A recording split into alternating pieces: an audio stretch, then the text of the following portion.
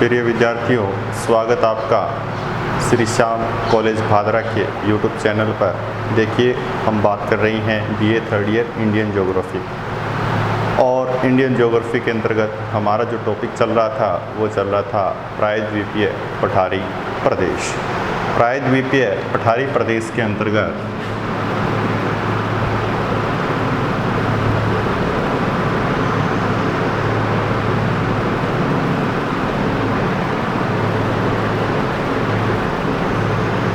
प्रदेश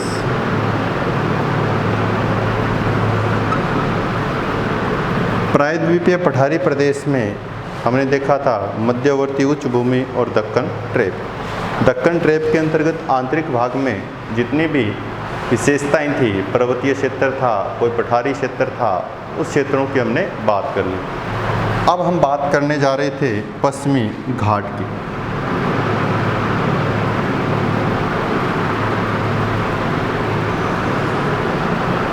पश्चिमी की घाट की बात करने जा रहे थे हम। ये क्षेत्र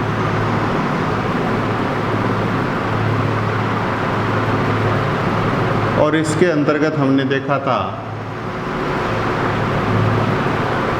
कि पश्चिमी घाट कहाँ से कहाँ तक विस्तृत हैं, ताप्ती नदी से लेकर और ताप्ती नदी से लेकर कन्याकुमारी तक। कितने किलोमीटर है? लगभग 1600 किलोमीटर। और इसका जो निर्माण हुआ है वो निर्माण किससे हुआ है? निर्माण हुआ है निमज्जन क्रिया के द्वारा। निमज्जन क्रिया, और निमज्जन क्रिया के अंतर्गत क्या हुआ था कि ये जो अरब सागर वाला भाग था, ये अरब सागर वाला भाग नीचे क्या हो गया? निमज्जित हो गया और नीचे खिसक गया। और खिसकने के कारण ये पार्ट आपको क्या दिखाई दे रहा है? उच्च प्रदेश के रूप में दिखाई दे रहा। और इसी पार्ट को हमने क्या कहा था? सह्याद्री कहा था। क्या कहा था? सह्याद्री। और ये जो सह्याद्री है, पश्चिमी घाट है, ये हिमालय के बाद दूसरी लंबी पर्वत श्रेणी मानी जाती हैं। वास्तव में पर्वत नहीं है, एक वृक्षाकार के रूप में है, लेकिन हम मान कर चल रहे हैं कि हिमालय के बाद में, हिमालय लगभग 2500 किलोमीटर लंबा था, और हिमालय के बाद में जो लंबी पर्वत श्रेणी आपको दिखाई दे रही हैं वो कौन सी हैं? पश्चिमी घाट, या जिसको हम बोल रहे हैं सह्याद्री। अब देखिए, यहाँ तक हमने बात कर ली थी। अब इस सह्याद्री को हम, या पश्चिमी घाट को हम 3 भागों में डिवाइड करते हैं। उत्तरी सह्याद्री,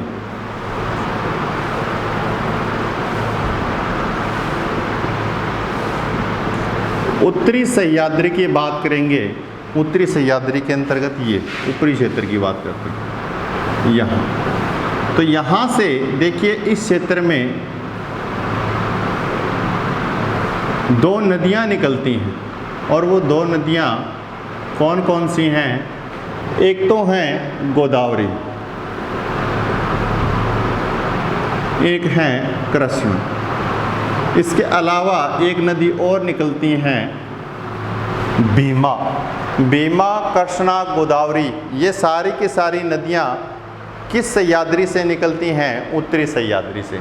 और उत्तरी सह्याद्री का विस्तार, हम मुख्य विस्तार देखें तो कहाँ पाया जाता है? महाराष्ट्र के क्षेत्र में उत्तरी सह्याद्री का विस्तार पाया जाता है। और इस क्षेत्र में कुछ पर्वत चोटियाँ हैं। पर्वत चोटियाँ कौन कौन सी पर्वत चोटियाँ हैं? जैसे कलसुबाई, कलसुबाई, महाबलेश्वरम, महाबलेश्वरम,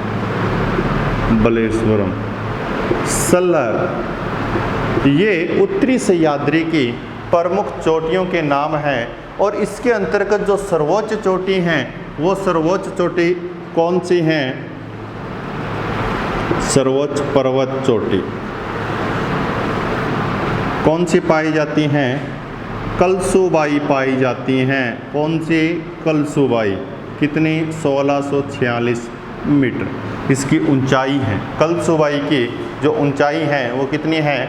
1646 मीटर है, जो उत्तरी सह्याद्री की सर्वोच्च चोटी मानी जाती हैं। अब दक्षिणी और मध्य दो सह्याद्रियों की बात करेंगे। मध्य सह्याद्री, देखिए इन सह्याद्री क्षेत्र में या तो हम देख रहे हैं पर्वत चोटियों को, या हम देख रहे हैं कहाँ पर इसका क्षेत्र विस्तृत है, या हम देख रहे हैं नदियों। इन क्षेत्रों को हमें देख रहे हैं। ठीक है, मध्य सह्याद्री की बात करेंगे तो मध्य सह्याद्री के अंतर्गत जो प्रमुख नदियां हैं, प्रमुख नदियों की बात करेंगे हम।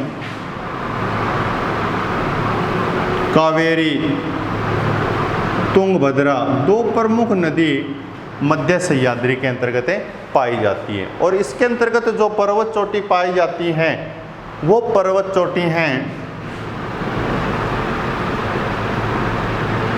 प्रमुख पर्वत चोटी हैं। कुद्रेमुख, काफी बार नाम सुना होगा आपने, कुद्रेमुख। और ये कुद्रेमुख इसकी सर्वोच्च चोटी भी मानी जाती हैं, और इसकी जो ऊंचाई है वो पाई जाती हैं 1892 मीटर। मध्य सह्याद्री का जो मुख्य विस्तार है वो कहाँ है? कर्नाटक में है।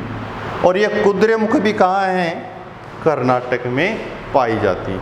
देखिए कुद्रेमुख जो हैं ये पर्वत चोटी हैं, ये एक पहाड़ी हैं, बाबा बूदन पहाड़ी कहाँ पर हैं? कर्नाटक में। और इस बाबा बूदन पहाड़ी के अंतर्गत कौन सी पर्वत चोटी हैं? कुद्रेमुख पर्वत चोटी पाई जाती है। तो ये है मध्य सह्याद्री। अब हम बात करेंगे दक्षिणी सह्याद्री की। दक्षिणी सह्याद्री के अंतर्गत कौन कौन सी पर्वत श्रेणी हैं, कौन कौन सी पर्वत चोटी हैं, देखेंगे।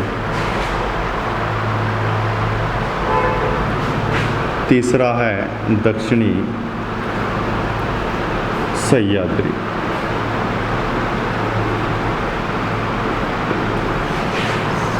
इस क्षेत्र की बात कर रहे हैं हम, इस क्षेत्र की।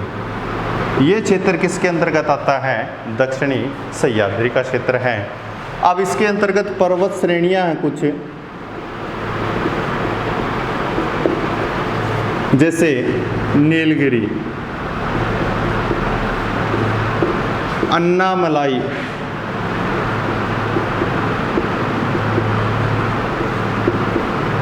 पालिनी,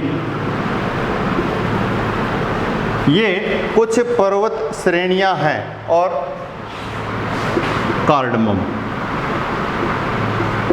जिसको कार्डमम का आपने नाम सुना होगा कई बार, इलायची की पहाड़ियाँ, वो कार्डमम कहते हैं उसको। कार्डमम पहाड़ियाँ कह सकते हो, चाहे कह सकते हो उसको इलायची की पहाड़ियाँ। अब देखिए ये तो है पर्वत श्रेणी, कुछ पर्वत चोटी पाई जाती हैं दक्षिणी सह्याद्री में, कुछ पर्वत चोटी पाई जाती हैं। जैसे हम बात करते हैं दोदा बेटा, अनाईमुड़ी, अगस्त्य मेलाई, ये कुछ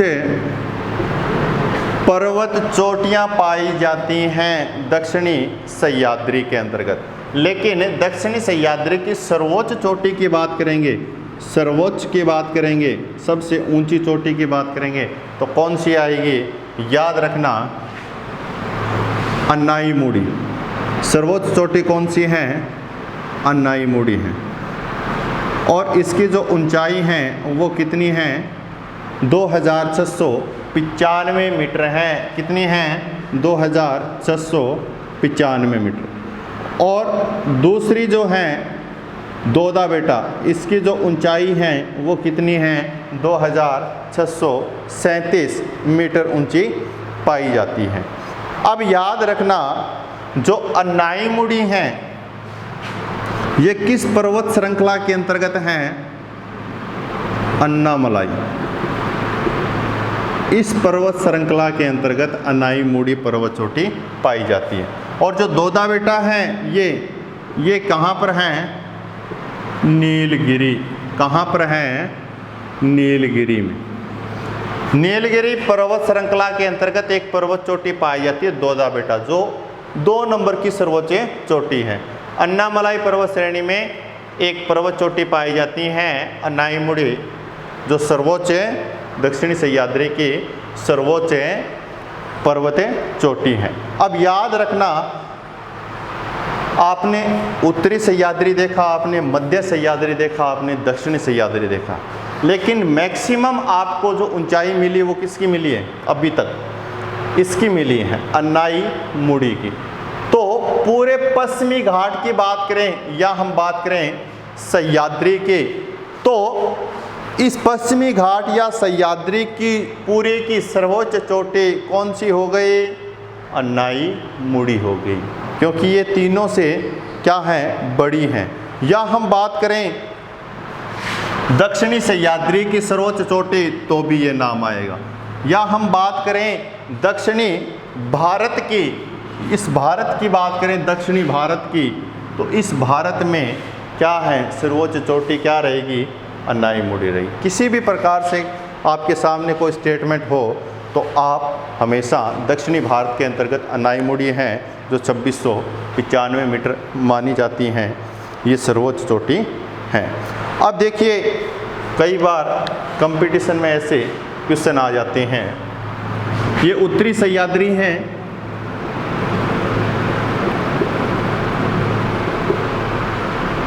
नीचे दक्षिणी सह्याद्री।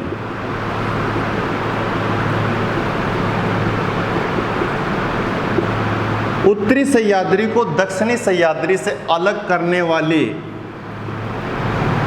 एक अक्षांश रेखा है, मानी जाती हैं, कौन सी? 16 डिग्री उत्तरी अक्षांश उत्तरी सह्याद्री और दक्षिणी सह्याद्री को क्या करती हैं? अलग अलग करती हैं। कितने नंबर? 16 डिग्री उत्तरी अक्षांश। अब देखिए, ये तो था सह्याद्री के बारे में। अब इस पश्चिमी घाट में कुछ दर्रे मिलते हैं। दर्रे क्या हैं? दर्रे क्या होते हैं? दर्रों को हम कहते हैं पर्वतीय क्षेत्रों में जो रास्ते होते हैं, परिवहन के रास्ते होते हैं, जिनसे परिवहन किया जाता है, तंग रास्ते, तो वो क्या कहलाते हैं? वो कहलाते हैं दर्रे। क्या कहलाते हैं? दर्रे कहलाते हैं। तो पश्चिमी घाट में भी कुछ दर्रे पाए जाते हैं। वो दर्रे कौन कौन से हैं देखेंगे।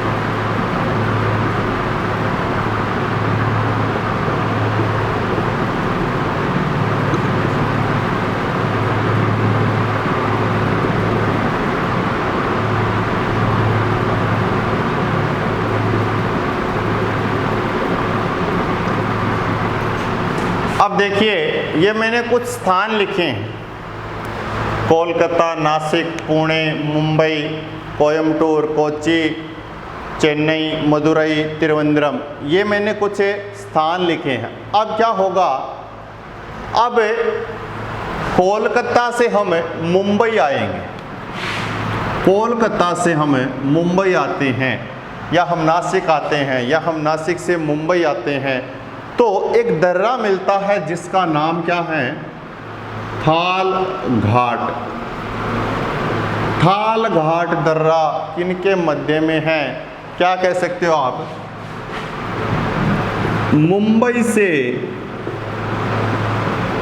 कोलकाता, या तो ये कह सकते हो, या कह सकते हो मुंबई से नासिक। क्या कह सकते हो? मुंबई से नासिक। तो अब दो शहरों के मध्य थाल घाट किस के मध्य पाया जाता है? मुंबई से कोलकाता, या हम कह सकते हैं मुंबई से नासिक। और इसकी जो ऊंचाई है, कितना ऊंचा पाया जाता है? याद रखना 580 मीटर इसकी ऊंचाई है। अब देखिए,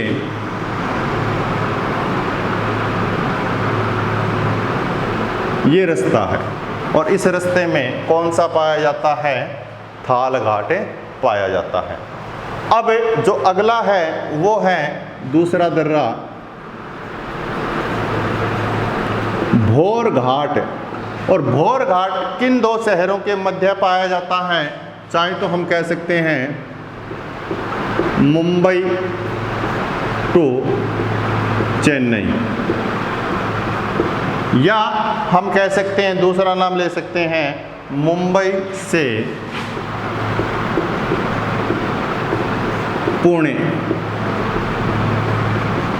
अब भोर घाट किसके मध्य है? मुंबई से चेन्नई कह सकते हो, चाहे मुंबई से पुणे कह सकते हो, और उसकी ऊंचाई कितनी है? 520 मीटर। अब ये देखिए रास्ता, ये इस प्रकार से,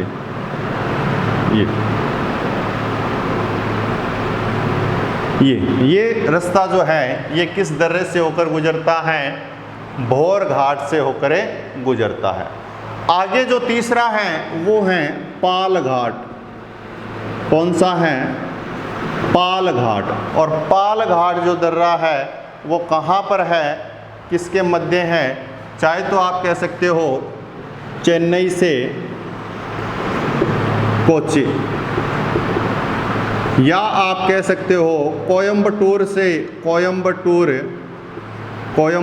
से कोच्चि, ये कह सकते हो आप। ठीक है। अब देखिए ये रास्ता, ये नीचे वाले रास्ते की बात कर रहा हूँ, चेन्नई से कोच्चि के मध्य। अब इसकी जो ऊंचाई है धरातल से, समुद्र तल से जो ऊंचाई है वो कितनी है? 530 मीटर ऊंचाई पाई जाती है। और अब चौथा जो दर्रा है जिसको हम बोलते हैं सिनकोट या सिन घाट भी पाया जा सकता है। सिनकोट दर्रा ये किसके मध्य है? त्रिवेंद्रम से मदुरई के बीच में पाया जाता है। त्रिवेंद्रम से मदुरई के बीच में पाया जाता है, और ये कितना ऊंचा है? लगभग 280 मीटर। और ये इस प्रकार से, ये आगे जुड़ा हुआ नहीं है, ये भाग अलग है। तो इस प्रकार से आपको 4 दर्रे दिखाई दे रहे हैं, थाल घाट, भोर घाट, पाल घाट और सिनकोट। ये 4 दर्रे किस घाट पर स्थित हैं? पूर्वी घाट पर स्थित हैं या पश्चिमी घाट पर स्थित हैं?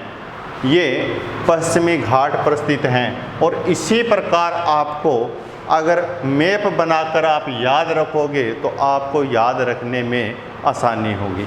अब देखिए, हम सीक्वेंस की बात करते हैं कि सबसे उत्तर से दक्षिण के क्रम में भी देख सकते हैं, तो उत्तर के दक्षिण के क्रम में देखेंगे तो ये क्रम रहेगा, थाल घाट, भोर घाट, पाल घाट और सिनकोट। ये तो हो गया उत्तर से दक्षिण के क्रम में। लेकिन हम ऊंचाई की बात करेंगे तो सबसे ऊंचा कौन सा है?